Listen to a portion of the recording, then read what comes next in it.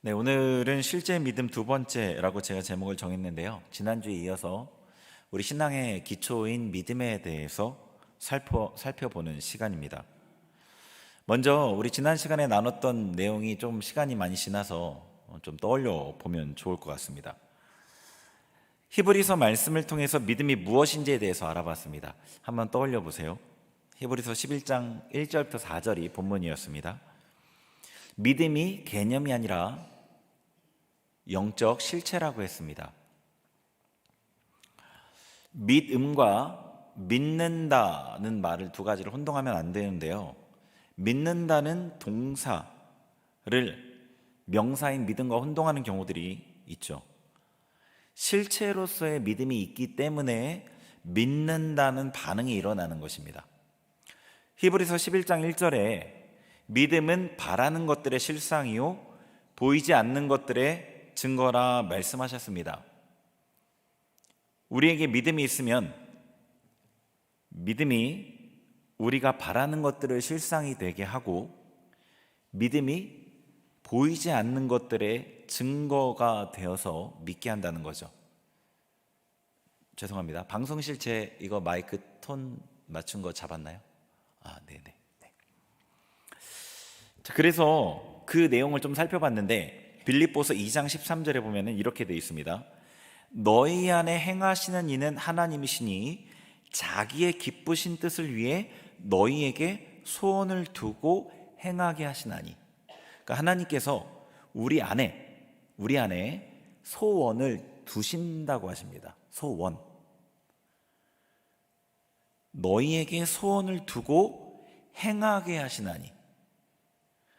그 소원은 이런 것이겠죠. 예수님을 닮고 싶은 소원, 하나님의 뜻을 이 땅에 이루고 싶은 소원.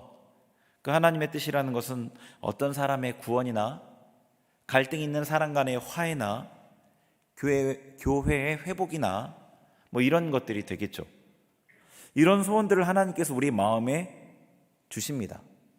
그런데 이런 소원이 실상이 되게 하는 것은, 이 소원이 실제로 이루어지게 하는 것은 믿음이라는 거죠. 믿음이 바라는 것들의 실상이다라는 말의 의미입니다. 또한 믿음이 우리에게 들어오는 순간부터 우리가 그전에는 전혀 말이 되지 않는 것 같았던 그 사실들, 예수님의 십자가, 하나님께서 살아계신 것, 천국이 존재하는 것, 천지창조와 같은 보이지 않는 것들이 믿어집니다. 왜냐하면 믿음이 보이지 않는 것들의 증거가 되기 때문입니다. 그래서 믿음을 이렇게 정의했던 그 히브리서 11장 말씀을 이렇게 이해할 수 있는 거죠. 믿음은 영적인 실체로서 하나님께서 우리의 마음에 주신 그 소원을 이루어지게 하는 것이고, 보이지 않는 것들을 믿을 증거가 되는 거죠. 예수님을 영접할 때 모두가 믿음을 받지만 모든 성도의 믿음이 같지는 않습니다. 어떤 이는 믿음으로 살고 어떤 이는 믿음이 없는 듯 삽니다.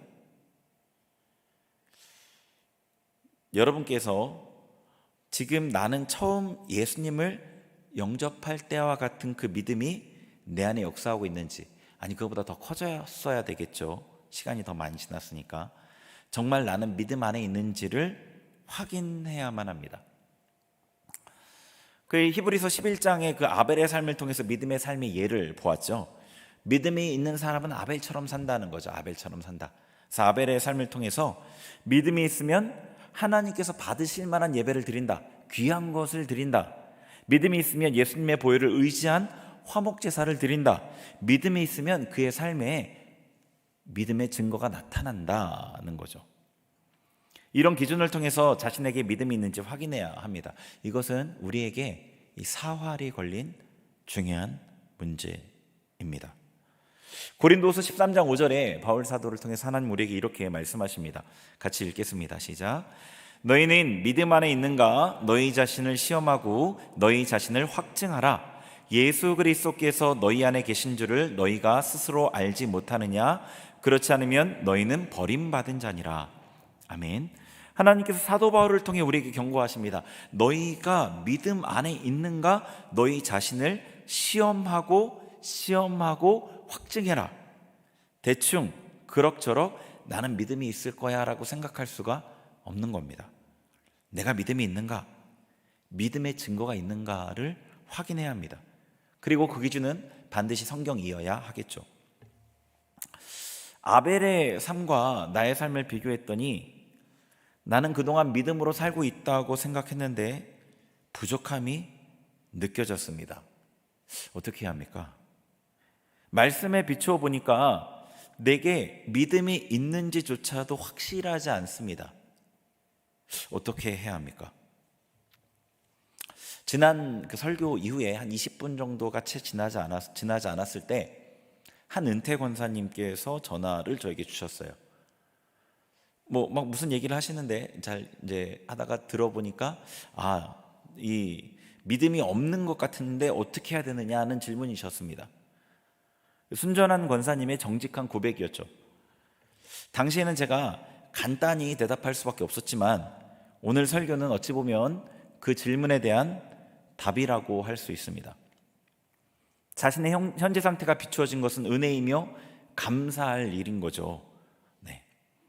자, 그래서 이 믿음에 대해 조금 더 살펴보겠습니다. 우선 성경에서 이 믿음이라는 것은 제가 영적인 실체라고 얘기 드렸지 않습니까? 하나님께서 우리에게 주신 선물이라고 말하고 있습니다. 에베소서 2장 8절 같이 읽겠습니다. 시작. 너희는 그 은혜에 의하여 믿음으로 말미암아 구원을 받았으니 이것은 너희에게서 난 것이 아니요 하나님의 선물이라. 아멘. 자, 보면은 하나님의 선물이 믿음이죠. 그 믿음을 선물로 받아 구원을 받은 거죠. 믿음으로 말미암아. 구원도 선물이고 믿음도 선물인데 믿음이 선물이라는 거죠. 제가 여기서 말씀드리고 싶은 것은 하나님께서 우리에게 믿음을 선물로 주셨는데 하나님께로부터 온 영적인 실체입니다. 근데 그게 그냥 어떤 하나의 에너지 덩어리가 아니라 자라납니다. 믿음은. 고린도후서 10장 15절 한번 읽어보죠. 시작. 우리는 남의 수고를 가지고 분수 이상의 자랑을 하는 것이 아니라 오직 너희 믿음이 자랄수록 우리의 규범을 따라 너희 가운데서 더욱 풍성하여지기를 바라노라. 아멘. 오직 너희 믿음이 자랄수록, 믿음이 자란다는 표현을 쓰고 있죠. 한 군데 더 보죠. 데살로니가서 1장 3절 시작. 형제들아 우리가 너희를 위하여 항상 하나님께 감사할지니 이것이 당연함은 너희의 믿음이 더욱 자라고 너희가 다 각기 서로 사랑함이 풍성함이니. 아멘. 여기서도 동일하게 너희 믿음이 더욱 자란다는 표현을 씁니다. 그러니까 믿음이라는 게 자라나는 겁니다.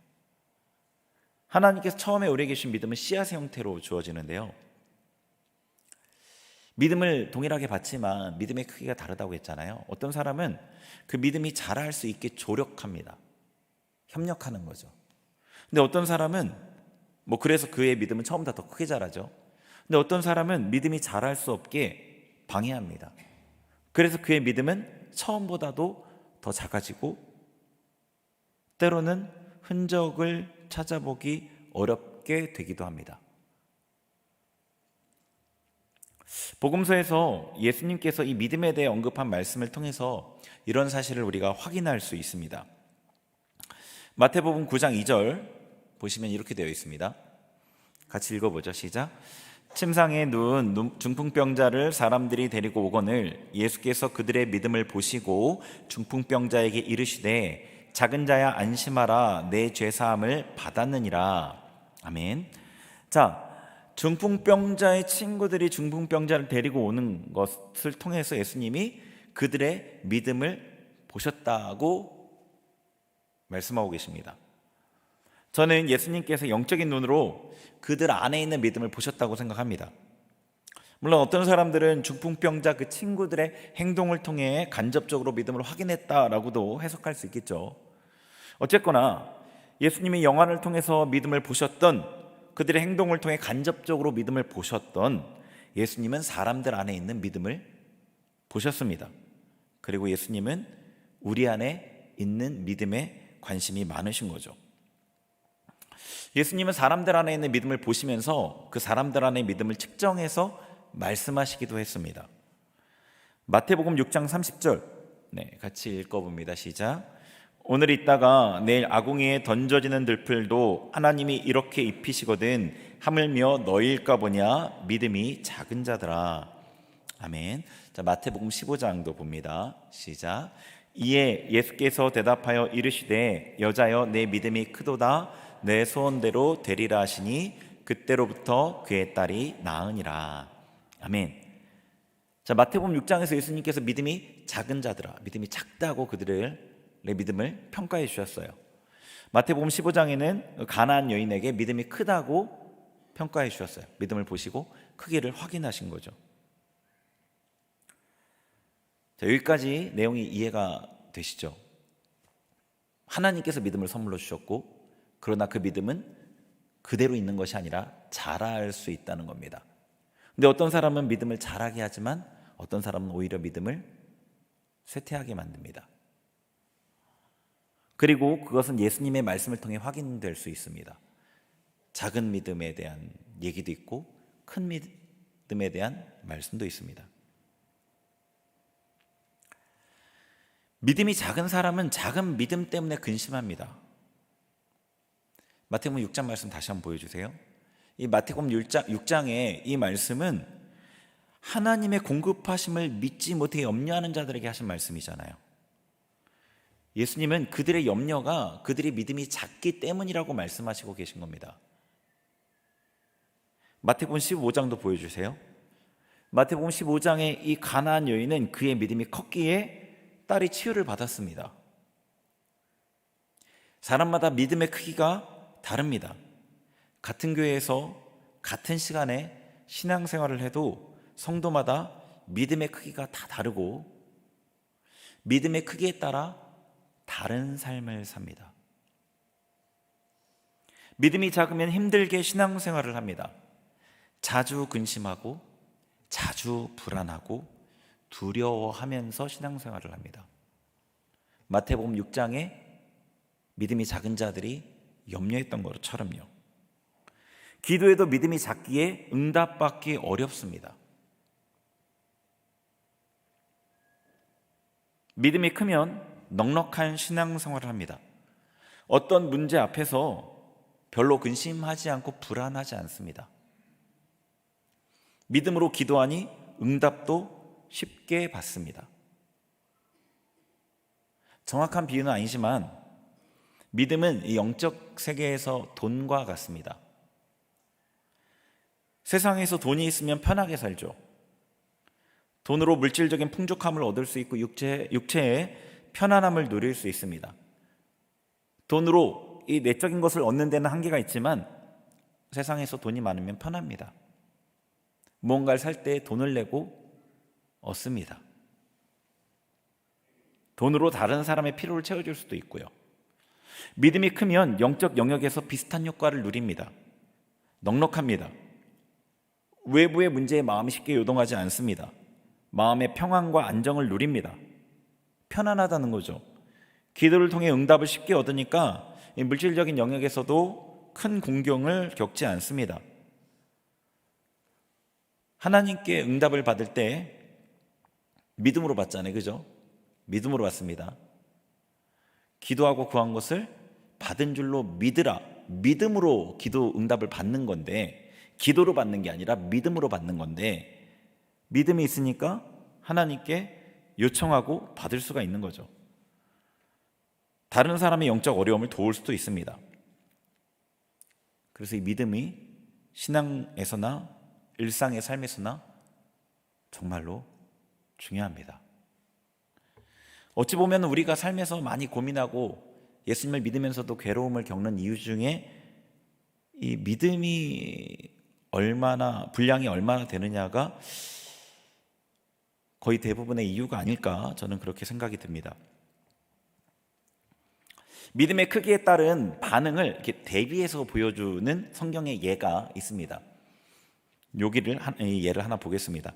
사도행전 12장 5절 같이 읽어보죠. 시작. 이에 베드로는 옥에 갇혔고 교회는 그를 위하여 간절히 하나님께 기도하더라. 아멘. 자, 이 장면은 대충 성경을 좀 읽어보시는 분들은 아실 텐데 헤롯 왕이 야고보 사도를 죽였어요.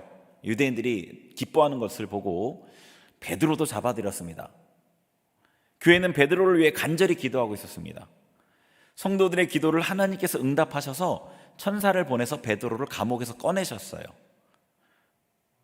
베드로는 하나님께서 자신을 풀어주신 것을 깨닫고 이 상황을 알리기 위해서 성도들이 모여있는 집으로 갔습니다. 마침 성도들이 모여서 기도하고 있었습니다. 베드로를 위한 기도였겠죠. 근데 그 사건의 뒷부분을 읽어보죠. 12절부터 16절 같이 봅니다. 시작. 깨닫고 마가라는 요한의 어머니 마리아의 집에 가니 여러 사람이 거기에 모여 기도하고 있더라. 베드로가 대문을 두드린데 로데라는 여자아이가 영접하러 나왔다가 베드로의 음성인 줄 알고 기뻐하여 문을 미처 열지 못하고 달려들어가 말하되 베드로가 대문 밖에 섰더라 하니 그들이 말하되 내가 미쳤다 하나 여자아이는 힘써 말하되 참말이라 하니 그들이 말하되 그러면 그의 천사라 하더라. 베드로가 문 두드기를 그치지 아니하니 그들이 문을 열어 베드로를 보고 놀라는지라. 아멘. 자, 베드로가 집에 도착했습니다. 성도들이 모여있는 집에 문을 두드리는데 이 로데라는 여자아이가 그 문소리 두들기는 소리를 듣고 나왔습니다. 베드로의 목소리를 알아듣고 너무 기뻐서 문도 열지 못하고 베드로를 문 밖에 둔 채로 사람들에게 달려가서 소식을 알립니다. 분명히 본문에 보면 문을 미처 열지 못하고 달려 들어가 이렇게 되어 있습니다. 본문에. 그런데 사람들이 믿지 않습니다. 그 여자아이를 미쳤다고 합니다. 여자아이가 계속해서 분명하다 확실하다 계속 주장하니까 이제는 베드로의 천사인가 보다라고 합니다. 베드로가 기다리다 못해서 문을 계속 두드리니까 사람들이 나와서 문을 열고 베드로를 보고 깜짝 놀랍니다. 여기서 이 여자아이 로데는 베드로가 풀려난 걸 어떻게 알았을까요? 베드로의 목소리만 들었습니다. 문을 열어 눈으로 보지 않고 베드로라는 것을 어떻게 확신했을까요? 어른들이 아무리 미쳤다, 아니다, 베드로는 절대 여기 있을 수 없다, 정예 군사들이 베드로를 얼마나 철저하게 지키고 있는데 이곳에 올 수 있겠냐, 혹시 너가 들은 목소리가 베드로의 목소리가 확실하다면 베드로가 아니라 베드로의 천사일 거다, 이런 말을 듣고도 어떻게 끝까지 베드로라고 확신할 수 있었을까요?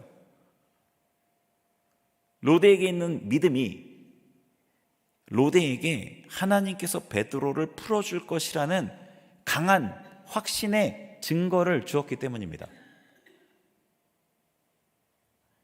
로데에게 있는 믿음이 그에게 응답의 증거를 주었고, 로데는 그 믿음의 증거가 너무 확실해서 베드로를 보지 않고도 베드로가 풀려난 것을 확신할 수 있었던 거죠. 베드로의 목소리는 그가 받은 응답을 확인하는 증거였죠. 근데 다른 사람들은 어땠죠? 그들은 같이 기도는 했는데 이 믿음의 증거를 분명하게 얻지 못했습니다. 아니요, 믿음의 증거를 얻기는 했을 텐데 그들의 이성적 판단을 이길 만큼 강하고 분명하지 못했던 거죠.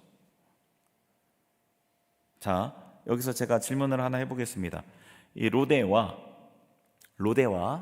다른 사람들 중에 누가 더 믿음이 클까요? 누구죠? 로데죠.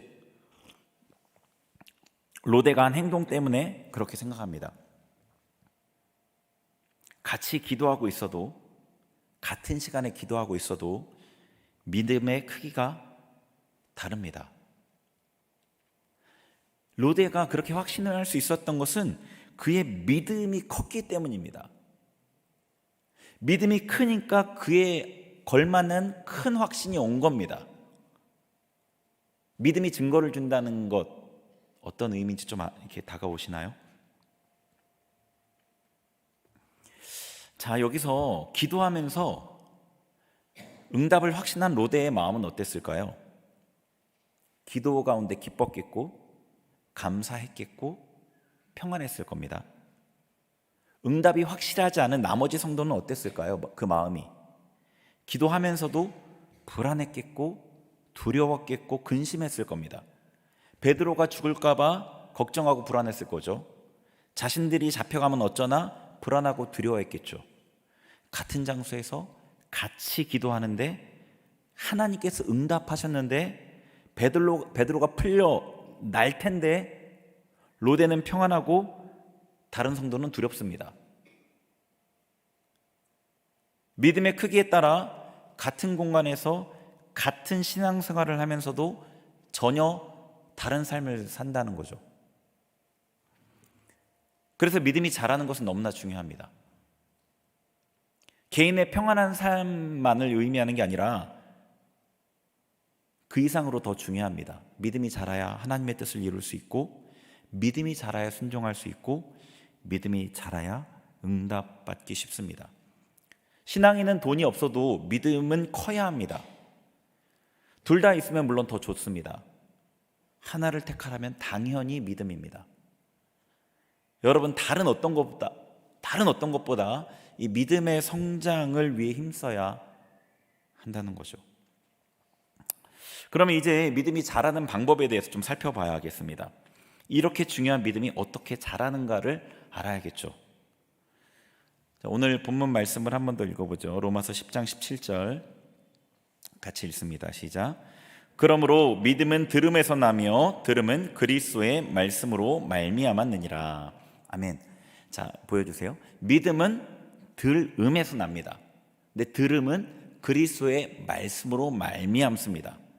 자, 들음이 믿음을 생기게 하는데 이 들음이 그리스도의 말씀으로 말미암는다는 말에서 일반적인 들음이 아니라는 것을 어렴풋이 아실 겁니다.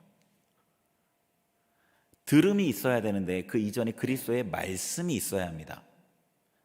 자, 하나님의 말씀이나 그냥 말씀이라고 하지 않고 그리스도의 말씀이라고 했습니다. 그리스도의 말씀입니다.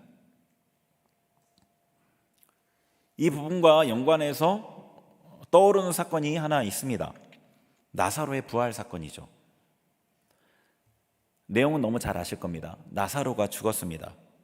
예수님께서 소식을 듣고 나사로의 동생 마르다와 마리아에게 찾아가셨습니다. 물론 좀 시간이 지나서죠. 나사로는 이미 죽어 무덤에 묻혀 있었습니다. 예수님께서 나사로를 매장한 무덤에 찾아가셨습니다. 예수님께서 하나님께 먼저 기도하시고 나사로를 향해 이렇게 말씀하셨습니다. 요한복음 11장 같이 읽죠. 시작. 이 말씀을 하시고 큰 소리로 나사로야 나오라 부르시니 죽은 자가 수족을 배로 동인채로 나오는데 그 얼굴은 수건에 쌓였더라. 예수께서 이르시되 풀어놓아 다니게 하라 하시니라. 아멘. 자, 예수님께서 나사로야 나오라 라고 말씀하시니까 나사로가 그 음성을 듣습니다. 예수님의 말씀에 순종해서 나옵니다. 그리스도의 말씀입니다. 그리스도의 말씀을 들으면 살아납니다. 그리스도의 말씀을 들으면 믿음이 살아나고 자라납니다. 이때 그 나사로의 무덤에는 예수님만 있었던 게 아니라 마리아 마르다만 있었던 게 아니라 마르다 마리아를 위로하기 위해 온 많은 유대인들이 있었습니다. 그들도 다 이 나사로야 살아나라라는 음성을 같이 들었습니다. 그런데 그 음성이 실제로 역사한 건 나사로입니다.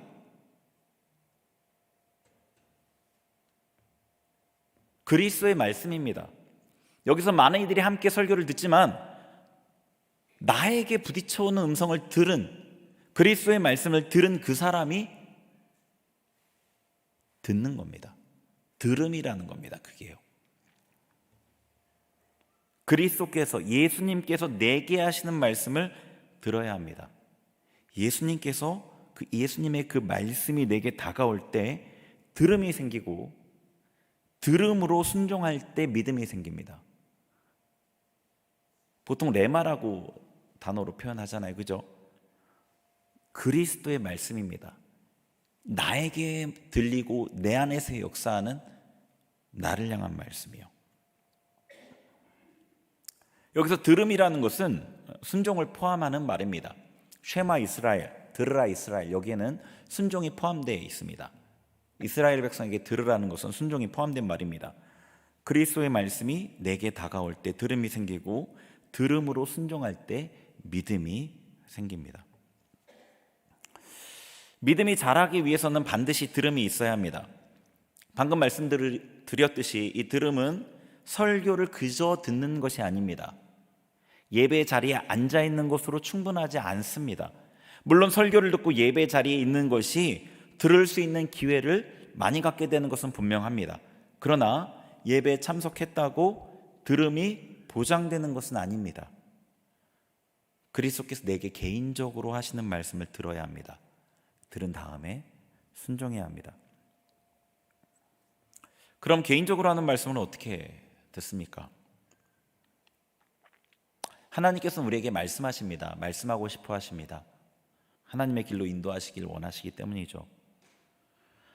그렇게 하나님께서 우리에게 말씀하고 싶으시지만 우리가 들을 수 있어야 합니다. 어떤 사람에게는 좀 더 큰 소리로 명확하게 들리고, 어떤 사람에게는 좀 작게 불분명하게 들립니다. 간단하게 설명드리면 이것은 그 사람의 영적 상태에 예수님과의 거리의 관계에 있습니다. 거룩하게 살기 위해 힘쓰고 마음의 청결을 위해 회개하며 기도하기에 힘쓰는 사람은 그만큼 예수님의 말씀이 잘 들립니다. 이건 당연한 거죠. 그러나 경건 생활에 힘쓰지 못하고 삶의 근심에 마음이 빼앗겨서 하나님과의 소통이 원활하지 않더라도 하나님의 거듭난 백성이라면 하나님의 말씀이 아주 들리지 않는 것은 아니죠. 작은 소리로 불분명하게 들릴 뿐입니다. 좀 전에 봤던 사도행전 12장에서 로데는 분명하고 크게 들었고 다른 성도는 작게 불분명하게 들었을 뿐입니다. 좀 명확하지 않아도 하나님의 뜻인 것 같으면 붙들고 씨름해서 순종해야 됩니다. 그럴 때 역시 믿음이 자라게 됩니다. 듣는 것은 시작이고 순종이 완성이기 때문입니다. 제가 한 2년 전쯤인 것 같네요. 오래되지 않았는데 2년이 아직 안 된 것 같습니다. 튀르키예 선교 방문을 다녀온 적이 있습니다. 한 10일 정도 성도님들과 함께 튀르키예 현지 선교사님들을 방문하는 그런 일정이었습니다. 그 튀르키예 지역에 아프간이나 이란 이런 나라들에서 탈출한 난민 선교사님들, 그러니까 MBB라고 하죠. 무슬림 백그라운드 빌리버, 이슬람 무슬림이었다가 회심해서 그리스도인이 된 사람들, 그분들이 선교사님이 되어서 이제 또 다른 무슬림들에게 복음을 전하고 공동체를 이루고 가정교회를 만들고 이런 현장을 방문하고 그분들을 격려하고 그런 이제 일정이었습니다. 한 6분인가 7분인가를 만났는데요. 모든 분과의 만남을 통해서 정말 많은 은혜를 받았고요. 모든 분이 하나님께 놀랍게 헌신하는 그런 삶이었습니다. 근데 그 중에 한 분이 아주 인상 깊었습니다. 믿음이 정말 큰 분이었습니다. 그분을 만나고 그분의 간증을 듣고서 이분의 믿음이 얼마나 큰지 알 수 있었습니다. 그 정도 크기의 믿음은 제 평생에 2명도 만나지 못한 정도였습니다. 정말로 큰 믿음이었어요. 같이 간 일행 중에 2, 3년 전에 그분을 만난 전도사님이 있었어요. 그러니까 2, 3년 전에 그 지역을 방문해서 저희 교회에서 후원하는 그런 분들이거든요. 그래서 거기를 방문해서 그분을 만났던 적이 있었는데 그 전도사님 얘기가 그때는 존재감이 이렇게 있지 않았다, 전혀 이런 믿음의 사람이 아니었다 라고 얘기했습니다. 그 선교사님은 명석함과는 거리가 멀었고요, 말씀을 많이 알지도 못했습니다. 가르치는 은사도 부족했습니다. 그런데 그분은요, 그 현지 선교사님들을 지원하는 한국 선교사님, 코디네이터라고 하잖아요. 그 한국 선교사님의 말을 순수하게 따랐고요, 삶의 큰 희생을 담담하게 감당했고요, 들으면 어떻게 이런 일을 하지 싶을 그런 희생들을 담담하게 감당했고요, 하나님의 뜻이면 단순하고 우직하게 부딪혀서 인내하며 순종해 왔습니다. 그렇게 순종하는 삶을 통해서 2, 3년 안에 제 기준으로 어디서도 찾아보기 힘든 큰 믿음의 사람이 되었던 거죠. 저만 그렇게 느꼈다는 게 아니라 그 자리에 함께했던 모든 성도님들이 그렇게 느꼈고, 다른 곳에서는 경험하지 못했던 막 치유도 거기서는 일어났어요. 그분이 자신의 삶을 간증하는 그 상황 가운데 뭐 안 쓰기도 하고 막 이러지 않고 그냥 자신의 삶을 나누는 가운데, 어디서도 찾아보기 힘든 믿음의 사람이 된 거죠. 그리스도의 말씀을 듣고 그것이 명확하고 분명하고 강력하지 않아도 순종할 때 믿음이 자랍니다. 다른 방법은 없습니다. 믿음은 말씀에, 그분의 말씀에, 그리스도의 말씀에 순종할 때 자랍니다. 믿음이 없는 것 같이 느껴지시는 분들에게는 좀 더 다른 처방이 필요하겠죠.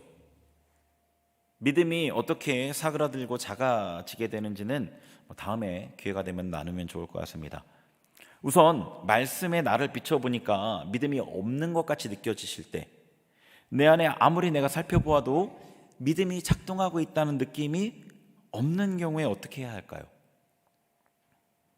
에베소서 5장 13, 14절 한번 읽어보죠. 시작.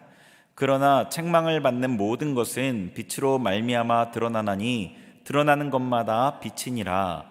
그러므로 이르기를 잠자는 자여 깨어서 죽은 자들 가운데서 일어나라. 그리스도께서 너희에게 비추이시리라 하셨느니라. 아멘. 네, 한번 보여주세요. 말씀 14절 말씀 보여주세요. 보면은 잠자는 자여 깨어서 죽은 자들 가운데서 일어나라라고 말씀하셨습니다. 여기에 세 종류의 사람이 나오죠. 죽은 자들, 잠자는 자들, 일어난 자들, 이렇게 세 종류의 사람이 나옵니다. 여러분이 대충 느끼시는 것처럼 죽은 자는 믿지 않는 자를 가리키죠. 영이 죽어있는 사람들입니다.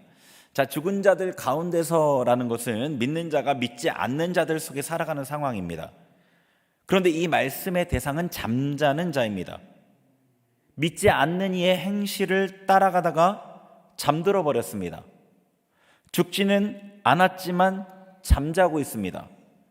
잠자고 있는 사람은 여러 기관이 기능하지 못합니다. 최소한의 기능만 유지합니다. 잠자는 사람은 일할 수 없고 지각하지 못하고 소통하지 못합니다. 잠자는 사람은, 영적으로 잠들어 있는 그 사람은 신앙인으로 기능하지 못하는 사람입니다. 믿음이 사그라들어 작동하지 못하는 상태의 사람인 거죠.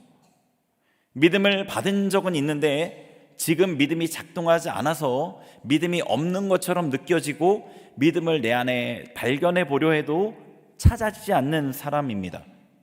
하나님께서는 그런 이들에게 말씀하시는 거죠. 죽은 자들 가운데서 일어나라. 세상 사람들과 같이 살아가는 그 삶에서 먼저 일어나라는 거죠. 일어나기 위해 해야 될 것이 있습니다. 13절 한번 보여주세요. 13절에 책망을 받는 모든 것이 빛으로 드러나고 드러나면 빛이라고 얘기하십니다. 일어나기 위해서 먼저 책망을 받아야 합니다. 책망을 받아 회개해야 합니다. 그러면 어둠에서 벗어납니다. 이것이 죽은 자들 가운데서 일어나는 것입니다. 하나님의 책망은 우리를 살게 합니다. 하나님의 책망은 우리로 회개하게 합니다. 회개는 우리를 회복으로 이끕니다. 그러니까 여러분, 하나님께 책망을 구하시기 바랍니다. 자신을 살펴보고 하나님께 고백하고 하나님께 책망을 간절히 요청하시는 겁니다. 하나님께서 우리를 책망하심으로 우리는 진정한 회개에 이를 수 있습니다. 회개도 내 마음대로 할 수 있는 건 아니라, 이런 말들 들어보셨죠? 진정한 회개는 하나님께서 은혜를 주셔야 가능한데 그 하나님의 책망이 임할 때 됩니다. 죄를 스스로 고백하고 회개하는 것도 귀하지만 하나님의 은혜로 죄를 깨닫고 회개하는 것이 우리 영을 소성시킵니다. 하나님 앞에 책망을 구하시고, 너무 부정적으로 이 책망이라는 단어를 듣지 않으셨으면 좋겠습니다. 하나님의 책망은 사랑 때문에 주어지는 책망입니다. 하나님 앞에 책망을 구하시고 하나님께서 책망하실 때 겸손하게 인정하시고 긍휼을 구하면서 깨달은 부분을 돌이키시면 됩니다. 그러면 다시 빛 가운데 행하고 믿음이 기능하기 시작할 겁니다. 한 번의 기도로 가능할 수도 있지만 여러 번 기도해야 할 수도 있습니다. 하나님의 마음을 오랜 기간 아프게 했다면 또한 그분께 여러 번 간청해야 할 수도 있습니다. 우리가 겸손하다면 하나님께서 은혜를 주실 때까지 불평하지 않고 기다리겠죠. 마지막으로 로마서 1장 17절 말씀 한 번 더 보겠습니다. 1장 17절 시작. 복음에는 하나님의 의가 나타나서 믿음으로 믿음에 이르게 하나니 기록된 바 오직 의인은 믿음으로 말미암아 살리람과 같으니라. 아멘. 자, 복음을 통해서 그리스도의 말씀을 통해서 믿음으로 믿음에 이르게 됩니다. 믿음으로 믿음에 이르게 됩니다. 그리스도의 말씀을 듣고 전심으로 순종해서 날마다 믿음이 자라는 여러분이 되셨으면 좋겠습니다. 그래서 하나님의 뜻을 이 땅에 이루고 하나님께서 약속하신 그 풍성한 복을 누리고 그런 큰 믿음의 성도가 여러분들이 되시기를 축원합니다. 같이 우리 찬양하면서 기도하겠습니다.